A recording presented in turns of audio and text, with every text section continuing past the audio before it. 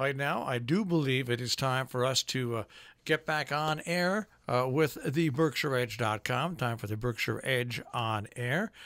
When we're joined by David and Marcy. Let's push the button and see what happens. David and Marcy, are you both there? Yes. David? We are. At least here I am. David is coming. Oh, there he is. I hear it. Okay. I hear the sound. It was sorry. We had a very late night. Hey, last week was the week from hell for me with late nights. But it's still, it is absolutely amazing because you've got it is just simply amazing that people just expect, and we're happy to do it most of the time. But Marshall ran off a streak of morning, noon, and nights, basically. I had like two 16-and-a-half-hour days back to back, and then I had a 13-hour day after that, and we knew it was coming, so I kind of planned for it. But still, by the time it was over, now, what caused those days? Having to moderate something, moderate a and forum. Then we an had opening at the Sharon Playhouse, and then we had a car show, and a recording during the afternoon. Just stuff. Yeah. It's like happens to you guys. Stuff comes up, well, and yes, you just you can't. It's our we're job. Up all night posting articles. Yeah, it's our job, so you got to do it. Right. All right. Well, let's take a look at the first story, and that is writer Sheila Clary, the article on the sexual abuse of young girls by a friend of Donald Trump's. Yeah. Well, Sheila is wonderful, and this is the second article that she has done about Epstein, but she has children. She has daughters who are the same age as the women who were abused by Epstein, and so she's outraged and feels it very strongly. But in this second article now, she's talking really about the women the women's soccer team who refused to who refused to go to the White House. David, you want to join in? Yeah, I'm here. And just, it's a question of comparing. Well, it's a question of the role models for these young young women, and she thinks that she's saying that the soccer team is a great model for girls who can really be champions. What is it with powerful men? When you look at this, compare powerful men to powerful women. I'm sorry, there is a huge difference. I mean, you can look at powerful men over the decades, Republicans, Democrats, Independents, I don't care. It seems when they get a position of wealth or power, a lot of them just go crazy like this and treat women like garbage. And yet you can see, and I'll just use one, Leona Helmsley. You see powerful, rich women. They just don't act that way. I mean, it's a guy thing. She was hardly, but Leona Helmsley. She was the queen of mean. Wasn't somebody to really. Yeah, but she was mean. But she didn't sexually abuse people. No, I don't know whether she had toy boys, but I will. One of the things that sort of altered my view. I was young then, and this was in the mid-'80s. I was in D.C. and there was an IMF party, and I expected that since it was a bunch of grown-ups, that it wasn't a rock and roll party, which is different. Yeah. I expected the makeup of the guests to be, shall we say, different than at, say, a rock concert. Right. To my surprise, absolutely not. It's just, as a 66-year-old man who, I just look at this and I say to myself, it's amazing what happens to men when they get into positions of power and wealth. It's very odd. And the same when that Dominique Strauss-Kahn, was arrested in New York for having abused or having raped the maid in his hotel. And if you read those articles, there were all kinds of references to these sex parties that were arranged, prostitutes brought in for groups of powerful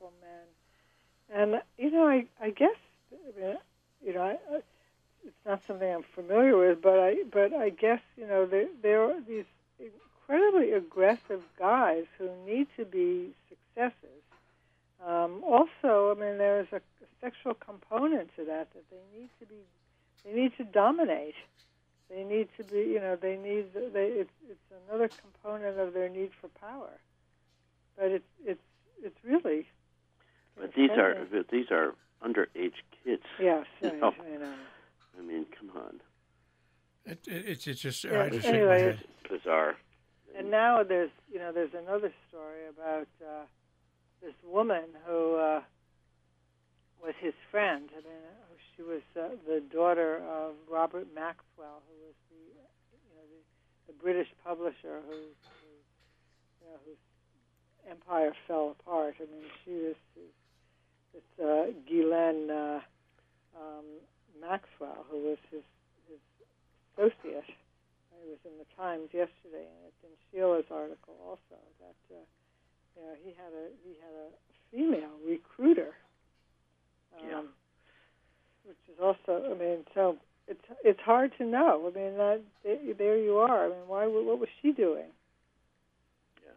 Anyway, I mean, it's an interesting article, and we don't have the answers, but certainly. But one of our writers is just quite outraged as she says, thinking of her own daughter, right? And it's something that's very troubling and runs so deep in this country. But I think not just in this country. No, look, around the world. I see this. And look, we have fundamentalist religions. I mean, not just Muslim, but Jewish Orthodox men also. I mean, they part of the tradition is to suppress women. Something. I mean, I don't know what it is. Something in the male psyche requires them to have power over women. And this Jeffrey Epstein is an extreme example, but it's common. Yeah. I mean, why are soldiers raping women all the time? I mean, it seems to me it's an extension of the same thing. All right. Let's move on to something different now. Yes. And that is music. We'll move on to music in common. Murder of Danny Pearl. But music in common brings out the positive aspects of what can happen from an unbelievable tragedy. Yes. Yeah, that's true. And this has been going on, music in common and bringing together kids and to experience music together, and they come from all over they can come from all over the world, right. And it's a real tribute to music in common and to honor Danny Pearl's memory, and in this way, which is a really positive and healing way, right? That it's been going on for, as I say, for more than since 2002, I think. Yes. Let's just give a little bit more explanation. So this is an organization, Music in Common, that was started when Danny Pearl was killed by. He had been a reporter at the Eagle before he went. At the North Adams Transcript. He was from California originally, but he was a reporter at the North Adams Transcript in North Adams, and then at the Berkshire Eagle in Pittsfield. And then he went to the Wall Street Journal. Where he was a successful young reporter, and he was sent to Pakistan, that's where he was abducted and killed in the most grisly. He was one of the first, and this is why his memory and the work that he did has to be remembered for future generations. Really, the first high-profile killing of a journalist or an American by a terrorist. I mean, by Muslim fundamentalists. On video, right. and that's why he should always be remembered for the work that he did and why he was there and how he was tricked into being there, and how he was killed. I mean, and that's why I think where Music in Common is so great. Yes. Yeah. So what Music in Common does is it brings kids together. I mean, and there's with particular focus on bringing Israelis and Palestinians together to make music. But I also want to, although it's not in our article, there's another organization that had its gala over the weekend. It's an organization called Kids for Harmony in Pittsfield, which we've written about on and off, but not this week. But this is another organization that uses music really to help grow and shape young people. And this is, these kids in Pittsfield who otherwise may be part of gangs are brought together to learn music and to perform, and it's really a beautiful organization. And I know I am, as you know, involved with an organization called Close Encounters with Music, and we have a close relationship with Music in Common. I mean, with Kids for Harmony, we invite them all to our concerts, but we also we have a summer music festival which is beginning at the Berkshire School on Tuesday. And part of that, we have what we call Buddy Day, where we bring these kids from Pittsfield to play music with the young musicians that we bring together to the Sheffield School from all over the world. So we are, there's something wonderful about music that brings kids together and gives them meaning and gives them agency because they're playing music and they're playing it together. So it's something to think about. When you talk about music, and we'll go on to the next story, but around here since 1978, a group called Project Troubadour was formed by Elliot Osborne and his wife Louise, and they went all over the world, and their message was the same, and it has been bringing people together through music. And they started back in 1978. Music and the arts are a way to bring people of vast differences together. It really is. That's right. Well, you collaborate in a musical ensemble. You're all of a sudden, you may have whatever differences you had. You're now creating something together. And it kind of can melt away those hostilities and differences, A next story that you have turns out in Kent there was a rally. In Salisbury there was a rally. Oh, yes. And now you had at Park Square in Pittsfield all these about the immigrant concentration camps on the border of Mexico. And that's what makes our tri-state region. There was also, I think, a demonstration in Great Barrington, but we did a story about the big one in Pittsfield that was brought, that was organized by a number of groups who are just protesting the Trump administration's treatment of immigrants and the caging of them and families and young children in these horrible conditions. It's interesting how those conditions are so bad, and yet when administration like Vice President Pence or somebody visits, he extols how well they're being treated.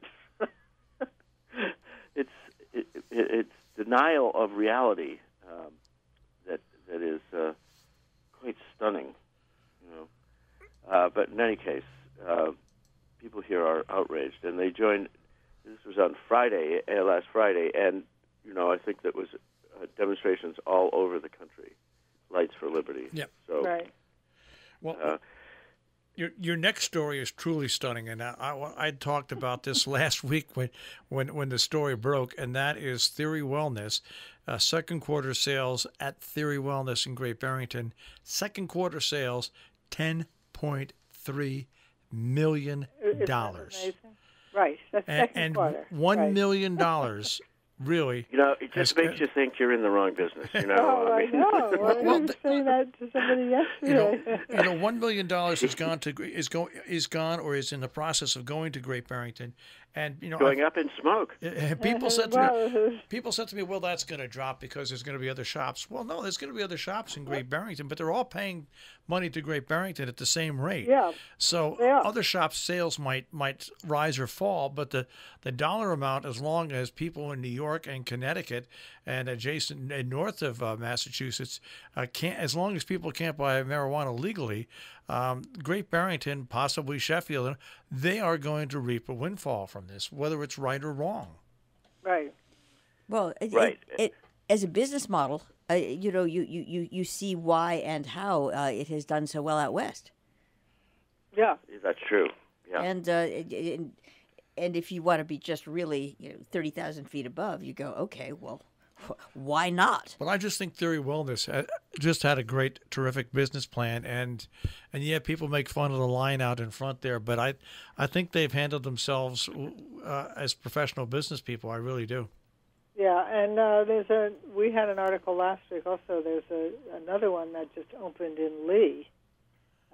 How's that called business? Canna Provisions, and it's just it's also in a great location because it's just off the exit from the Mass Pike. Yeah, you get that's off perfect. The Mass Pike and Lee, you're and right there. you're facing Canna Provisions.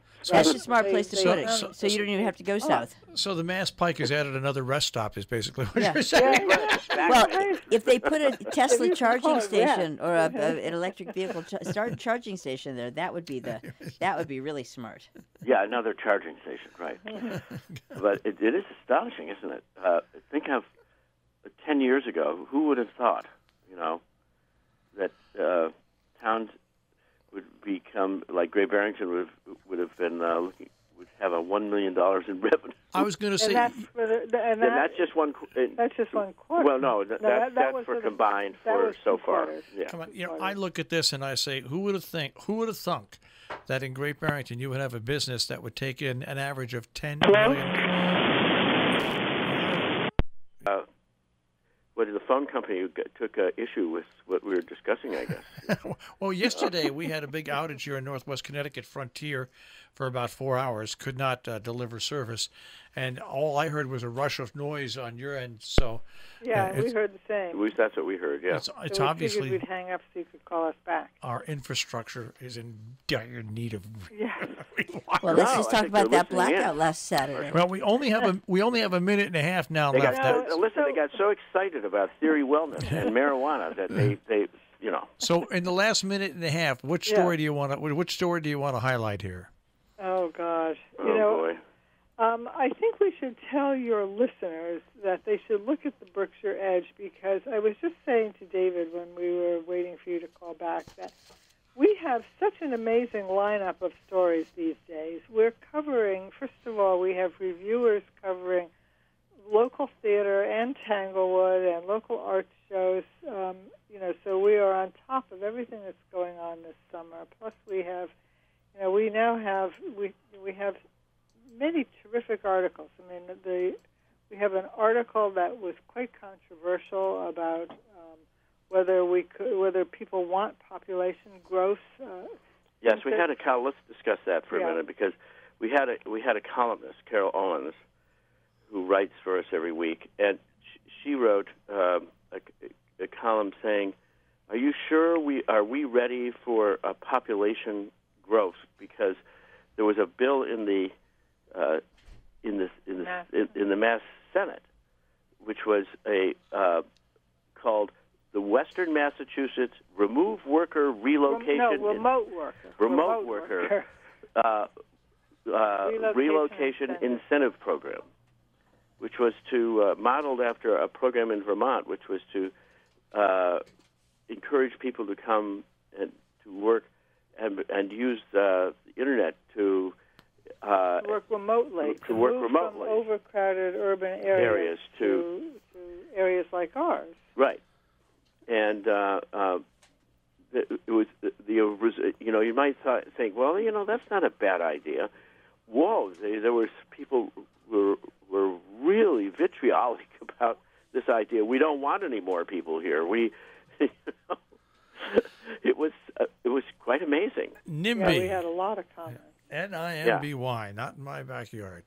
Well, well, not only that, I remember talking one time with the Berkshire Regional Planning Commission, and I said, why don't you guys, what do you think about improving train service from, the Berkshires to New York City, which would, of course, go right through down through Connecticut to Grand Central Station. And they said, "Oh no, we don't want any more people coming here." Amazing. But we are flat out of time. But Funny that. Okay. But next week we'll see what happens with the phone company. Well, remember everybody. Yes, all right. TheBerkshireEdge.com. We'll speak to you guys next week. Have a good week. Take care. Thank you. Bye bye. That is TheBerkshireEdge.com on the web.